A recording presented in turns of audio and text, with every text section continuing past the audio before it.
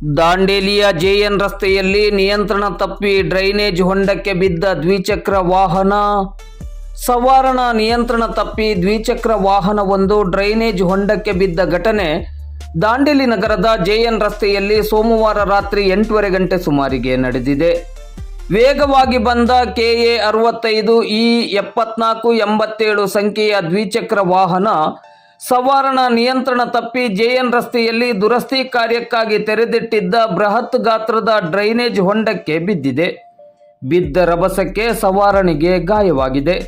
ಮಳೆ ನೀರು ಹಾಗೂ ಇನ್ನಿತರ ತ್ಯಾಜ್ಯ ನೀರು ಸರಾಗವಾಗಿ ಹರಿಯಲೆಂದು ಇದ್ದಿರುವ ಡ್ರೈನೇಜ್ ಅನ್ನು ನವೀಕರಣ ಇಲ್ಲವೇ ದುರಸ್ತಿ ಮಾಡುವ ನಿಟ್ಟಿನಲ್ಲಿ ತೆರೆದಿಟ್ಟು ಅದರ ಸುತ್ತಲೂ ಅನಾಹುತ ನಡೆಯದಿರಲೆಂದು ಕಲ್ಲುಗಳನ್ನು ಹಾಗೂ ಸಿಮೆಂಟ್ ಹಲಗೆಗಳನ್ನು ಇಡಲಾಗಿತ್ತು.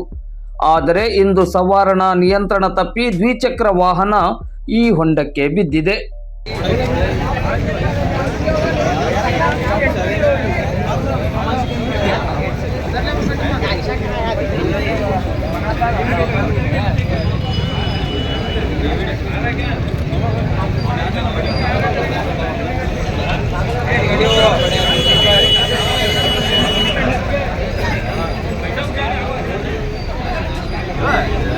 ಇಲ್ಲ ಬಿಡ್ರಿಪ್ಪ, ಗಾಡಿ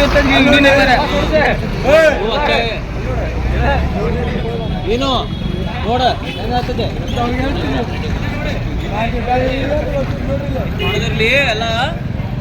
ಅದಕ್ಕೆ ಆರಾಮ ಅಂದ್ರೆ ಬರೋದಿಲ್ಲ.